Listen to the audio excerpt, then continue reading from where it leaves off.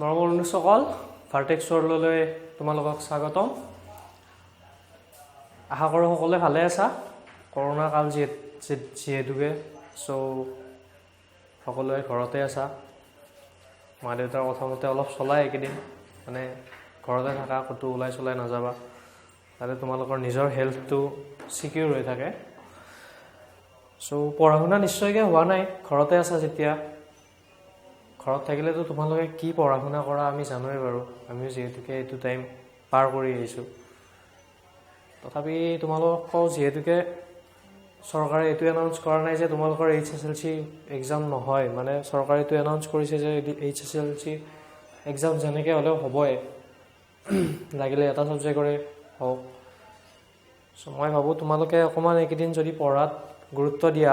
তেতিয়াহ'লে ৰিজাল্ট নিশ্চয় তুলনামূলকভাৱে ভাল হ'ব নহয়নে আৰু এইকেইদিন যদি তোমালোকে আৰু আমাৰ গাঁৱলীয়া ভাষাত কি বুলি কয় ফুং ফাং কৰি থাকা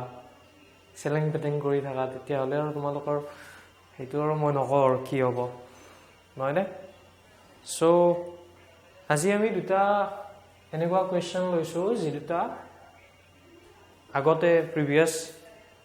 HSLC এক্সামত আহি গৈছে এটা কুৱেশ্যন আহিছে 2018 HSLCত আৰু নেক্সটটো আহিছে HSLC 2019ত ঠিক আছে সো আমি ফাৰ্ষ্ট সলভ কৰোঁ যেটো প্ৰথম কুৱেশ্যন মই লৈছোঁ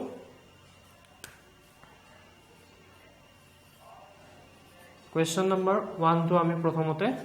সলভ কৰিম ঠিক আছে এতিয়া চোৱা কুৱেশ্যন নম্বৰ 1 টোত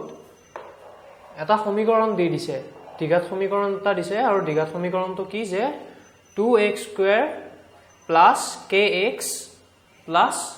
3 is equal to 0 ঠিক আছে আৰু দ্বিঘাত সমীকৰণটোৰ লগতে কি এটা শৰ্ত দি দিছে যে ইয়াৰ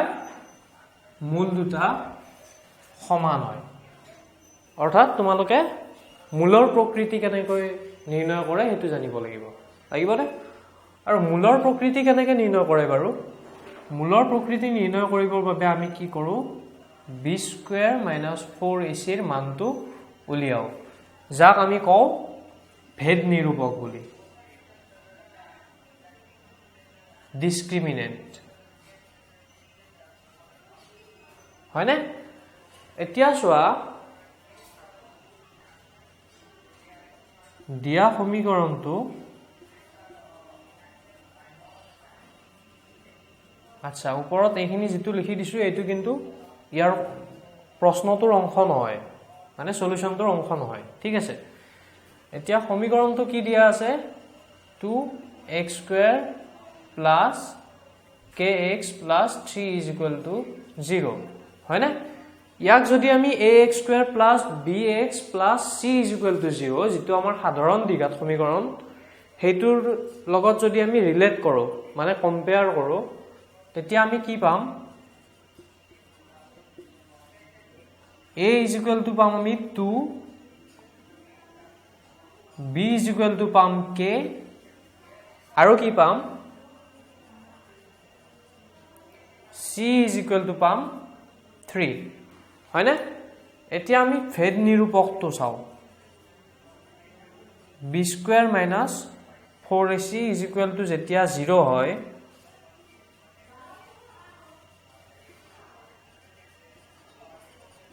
যেতিয়া b স্কয়াৰ - 4ac অৰ্থাৎ ভেদ নিৰূপকটো শূন্যৰ সমান হয় তেতিয়া কি হয় মূল দুটা সমান হয়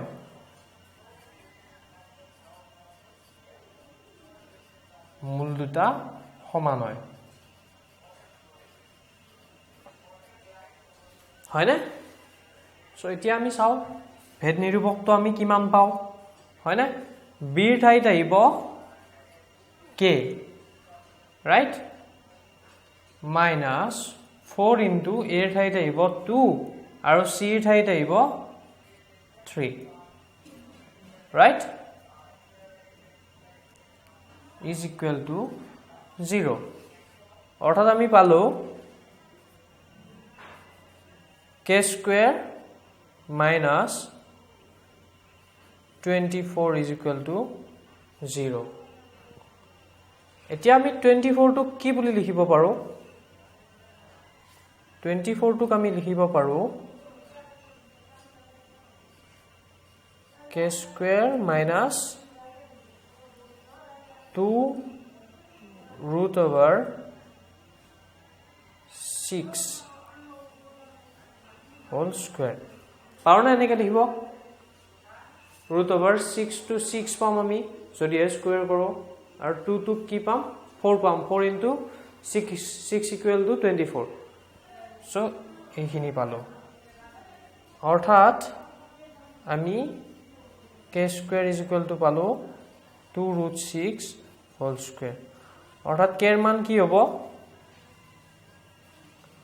plus minus 2 root over 6 so আমি k এর মানটো এনেদৰে নিৰ্ণয় কৰিব পাৰো অৰ্থাৎ আমি এই প্ৰশ্নটোৰ ক্ষেত্ৰত ভেদ নিৰূপকৰ সহায়ত মানে ডিসক্ৰিমিনেন্টৰ সহায়ত k এৰ মানটো নিৰ্ণয় কৰিম ঠিক আছে so question number 1 ৰ সলিউশনটো আছিল আমাৰ এনেকুৱা আৰু তোমালোকৰ ম্যাথছখনত যিখিনি ডিটেইলছ দিয়া আছে সেইখিনি যদি তোমালোকে নিজে ভালদৰে পঢ়ি চোৱা তাৰ পিছত আৰু তোমালোকৰ এনেকুৱা কোৱেশ্চন বিলাকত কোনো কনফিউজন থাকাৰ কোনো কাৰণে নাথাকে উদাহৰণ যিখিনি আছে বা তোমালোকৰ যিখিনি থিওৰি আছে গোটেইখিনি যদি তোমালোকে ভালদৰে পঢ়ি চোৱা তেতিয়া হলে এই কোৱেশ্চনবোৰ বিশেষকৈ দ্বিঘাত সমীকৰণ চেপ্টাৰটোত যিখিনি কোৱেশ্চন আছে অতিকে সহজ কোৱেশ্চন আৰু মাৰ্ক কেৰি কৰিবৰ কাৰণে বহুতে বেছি সহজ হয় সো এটো আছিল কোৱেশ্চন নম্বৰ 1 কোৱেশ্চন নম্বৰ 1 টো কেনেদৰে কৰে অৰ্থাৎ আমি কোৱেশ্চন নম্বৰ 1 টো ডিসকাস কৰিলো এতিয়া আমি ডিসকাস কৰো কোৱেশ্চন নম্বৰ 2 টো যদিও মই তোমালোকক ইয়াতে অংকটো কৰি দেখাই দিছো তাৰ মানে এটো নহয় যে তোমালোকে এটো ভিডিওটো চাই পিনে অংকটো কৰি থৈ দিবা হেতু নহয় তোমালোকে নিজে অংকটো বুজিব চেষ্টা কৰিবা কি হিচাপত কৰা গৈছে বা যদিহে তোমালোকৰ এনেকুৱা লাগে যে অংকটো কিবা বুজি পোৱা নাই কিবা কিবি তেতিয়া তোমালোকে কি কৰিবা ডাইৰেক্টলি দ্বিঘাত সমীকৰণ চেপ্টাৰটো লৈকে গুচি যায় তাত যিখিনি থিওৰি আছে বা যিখিনি প্ৰয়োজনীয়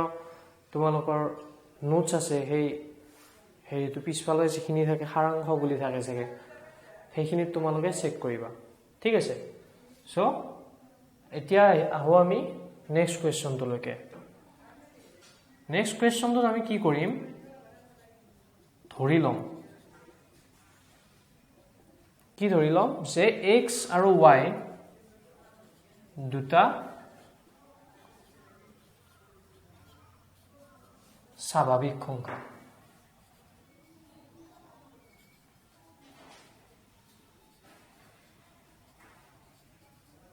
ধৰি ললো এতিয়া ইয়াৰে কোনোবা এটা সৰু হ'ব কোনোবা এটা ডাঙৰ হ'ব নে নাই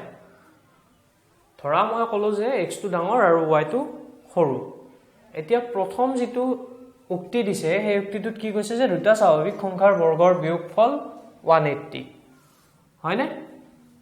অৰ্থাৎ আমি কি লিখিব পাৰো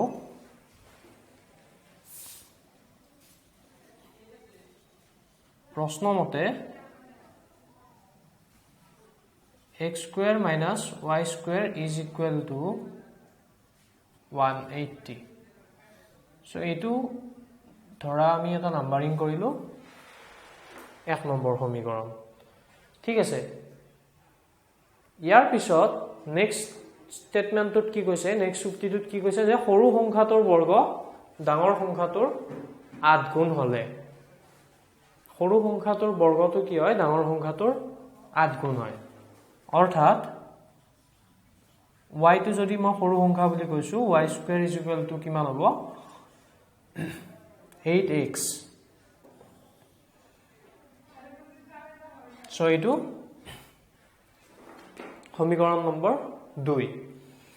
এতিয়া যদি মই সমীকৰণ নম্বৰ 2 টোত y square ৰ যেটো ভ্যালু পাইছো যেটো মান পাইছো সেই মানটো যদি 1 নম্বৰ ইকুৱেশনটোত বহাই দিও তেতিয়া হলে কি পাম সমীকৰণ 1ত 2 নং সমীকৰণ প্ৰয়োগ কৰি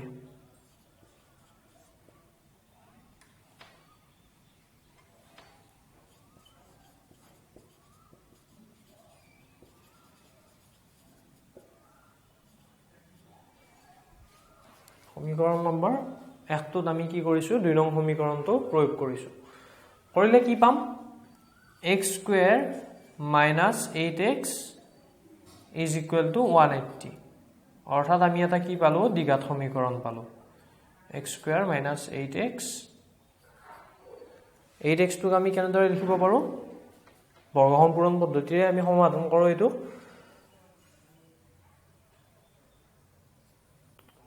2 into x into 4 plus 4 square is equal to 180 plus 4 square অর্থাৎ আমি কি পালো x minus 4 whole square is equal to 196 আৰু 196 অৰ্থাৎ আমি কি লিখিব পাৰো 14 square ঠিক আছে সো আমি লিখিব পাৰো x minus 4 is equal to plus minus 14 অর্থাৎ x equal to 4 plus minus 14 এতিয়া সোয়া দুটা স্বাভাৱিক সংখ্যা বুলি কৈছে স্বাভাৱিক সংখ্যাটো যোগ নে বিয়োগ হেতু আমাক কৈ দিয়া নাই মানে ধনাত্মক নে ঋণাত্মক কৈ দিয়া নাই গতিকে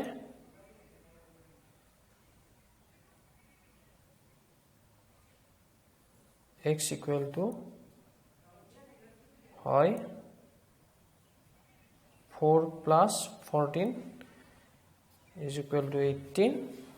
বা x equal to 4 minus 14 minus 10 হয় না সো আমি সংখ্যাটো কি পালো 18 স্বাভাৱিক সংখ্যা বুলি দিয়া আছিল গতিকে -10 হ'ব নোৱাৰে হয় না নাই সো আমি কি পালো যেটো সৰু ডাঙৰ সংখ্যা যেটো আছিল হেতু হৈছে 18 আৰু সৰু সংখ্যাটো কি হ'ব y square is equal to 8 into x আছিল so 8 into 18 হয় না ইকুৱেচন 2 ৰ পৰা that is equal to 8 মানে লিখিব পাৰো আমি 2 কিউব আৰু 18 টো কি লিখিব পাৰো 2 into 3 square পাৰোনে লিখিব অৰ্থাৎ 2 to the power 4 into 3 square অর্থাৎ y equal to আমি কি পাম 2 square into 3 অর্থাৎ 12 রাইট গতিকে আমি এটা পালো এটা সংখ্যা কি পালো 18 আৰু এটা সংখ্যা পালো 12 সো এইটো আছিল আমাৰ কোৱেশ্চন নম্বৰ 2 যেটো লৈছিলো তাৰ সমাধানটো ঠিক আছে আনসাৰটো কেনেদৰে লিখিব লাগিব হেতু মই লিখি দিয়া নাই বাৰু আনসাৰটো তোমালোকে লিখি দিলে হ'ল যে আৰু এইটোত লিখিব লাগিব যে যেহেতুকে প্ৰশ্নমতে আমি ধৰি লৈছো যে x এটা স্বাভাৱিক সংখ্যা গতিকে এইটো সম্ভৱ নহয় বা সিম্পলি ব্ৰ্যাকেটত অসম্ভৱ বুলি লিখি দিলে হ'ল ঠিক আছে সো আৰু আনসাৰটো তোমালোকে লিখিবা যে নিৰ্ণয় স্বাভাৱিক সংখ্যা দুটা 12 আৰু 18 ঠিক আছে সো প্ৰথম কোৱেশ্চনটো কিমান চনত আহিছিল বুলি কৈছিল 2018 ত আৰু পিছৰটো আছিল 2019 ত তো এক্সাম মানে কোৱেশ্চনৰ প্যাটাৰ্নটো চেঞ্জ হোৱা নাই যেনেকুৱা আগতে কোৱেশ্চন আহিছিল এতিয়াও তেনেকুৱাই কেৱল এটা ইয়াৰত আহিছিল ঐকিক নিয়মত কৰাটো বা তোমালোকে ধৰি লৈ নিজে এটা দ্বিঘাত সমীকৰণ বনাই লৈ কৰিব লগাটো আৰু এটা চনত আহিছিল দিয়া আছিল দ্বিঘাত সমীকৰণটো তাৰ পৰা কিবা এটা আননোন টাৰ্ম উলিয়াব দিছিল ঠিক আছে সো যদি তোমালোকে ভাবা যে কমপ্লিকেটেড টাইপ তোমালোকৰ কোৱেশ্চন আহিব পাৰে তেতিয়াহ'লে তোমালোকে খুবেই ভুল পাবা তোমালোকে মানে কি বেসিক যিখিনি আছে বেসিকখিনিৰ ওপৰত ডিপেন্ড কৰিয়ে তোমালোকৰ কোৱেশ্চনছ বিলাক কাটে তোমালোকৰ যদি বেসিক ভাল তেতিয়াহ'লে তোমালোকৰ বাবে অতিকে সহজ ঠিক আছে সো এইখিনি কৈ আজিৰ ভিডিঅ'টো মই শেষ কৰিছো আৰু আমাৰ ইউটিউব চেনেলটো সাবস্ক্ৰাইব কৰি দিবা লগতে ভিডিঅ'বিলাক লাইক কৰিবা আৰু ভিডিঅ'বিলাক চাই এনেকুৱা নহয় যে ভিডিঅ'বিলাক চাই পিনে তুমি জাস্ট চাই থৈ দিলা ভিডিঅ'খিনি চাই যিখিনি তোমালোকে নতুন বস্তু শিকিলা সেইখিনি যাতে তোমালোকৰ পঢ়া লাইফটোত মানে পঢ়া ক্ষেত্ৰখনত তাৰ প্ৰয়োগ কৰা তাৰে কামনা কৰিছো ধন্যবাদ